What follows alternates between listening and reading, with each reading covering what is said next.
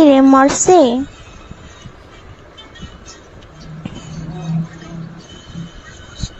আরোহী কথা শুনোস? এই আরোহী, হ্যাঁ শুনতেছি, বল। দেখতেছি তোদের ড্রামা দেখতেছি। এক সাইডে চলে গেল কেন? মরো, গলা তো কাটো নাই, গলা তো কাটো নাই, কাটলে তো তুমি এরকম এই ও তো গলা তো কাটেনি, কাটলে তো এরকম স্থির হয়ে বসে থাকতে পারতো না। হায় রে অভিনয়, এই কল থেকে বের হরে, ওর অভিনয় দেখতে আর ইচ্ছা করতেছে না। অভিনয়ের মায়ের চুপটাছি খারাপ।